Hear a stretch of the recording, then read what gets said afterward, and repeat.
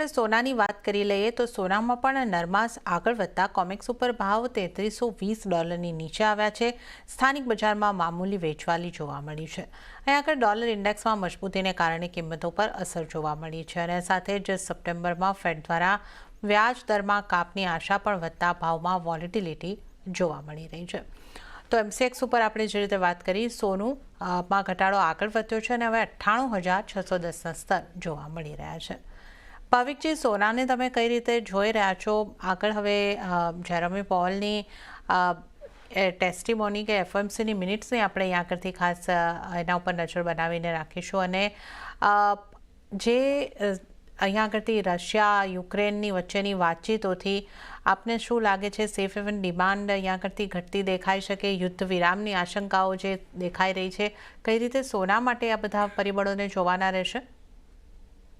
I think સોના માટે તો હાલ અત્યારના થોડોક પરિબળો વીક જ દેખાઈ રહી છે। સૌથી પહેલા આપણે રશિયા અને યુક્રેનની વાત કરીએ તો લાસ્ટ ફ્રાઈડે ભલે મીટિંગમાં કોઈ પોઝિટિવ આઉટકમ નહોતું આવ્યું, એટલે એના પછી સોમવારે પણ જે રીતે યુરોપના લીડર્સે થોડું પોઝિટિવ સેન્ટિમેન્ટ કર્યું છે, એવું લાગી રહ્યું છે કે કશેક ને કશેક ગયેલા 3 વર્ષની વોર છે એ મે બી વાઇન્ડ અપ થઈ શકે છે। હવે કાલે થશે કે 6 મહિના પછી થશે એ જોવાનું છે, બટ પ્રોગ્રેસ તો ખાસ કરીને દેખાઈ રહી છે તો વાતચીતમાં। એટલે મને લાગે છે કે આ war may be year end સુધીમાં ક્લોઝ થઈ શકે છે।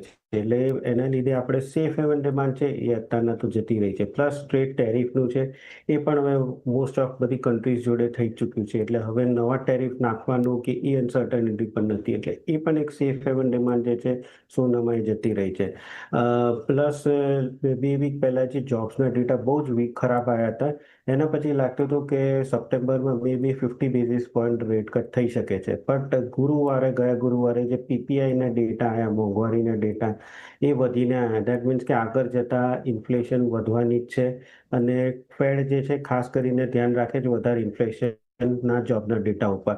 એટલે એના લીધે હવે ફરીથી એક્સપેક્ટેશન છે કે સપ્ટેમ્બરમાં મે બી 25 બેઝિસ પોઈન્ટ રેટ કટ થઈ શકે છે અને પછી ડિસેમ્બરમાં પણ થઈ શકે છે। એટલે આ પણ એક માર્કેટ એન્ટિસિપેટ કર્યું છે।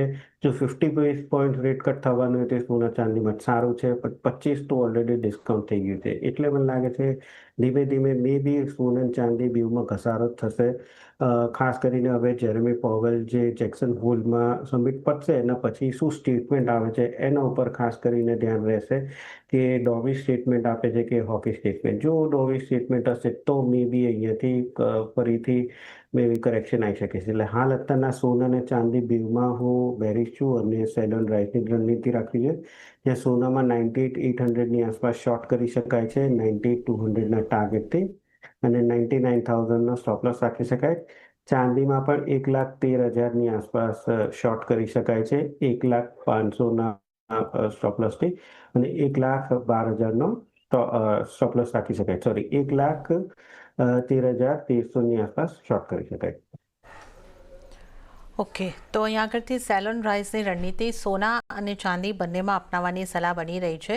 સોનાની જો આપણે વાત કરી લઈએ તો સોનામાં સેલ ઓન રાઇઝની રણનીતિ અપનાવો 98,200ના ટાર્ગેટ બની શકે છે અને 99,000નો સ્ટોપ લોસ તમારે ખાસ ખ્યાલે રાખવાનો રહેશે। અને ચાંદીની જો આપણે વાત કરીએ, ચાંદીમાં પણ વેચીને ચાલવાની સલાહ છે।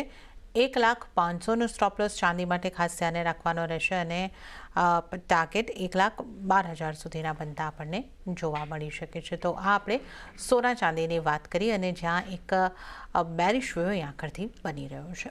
તો સોના ચાંદી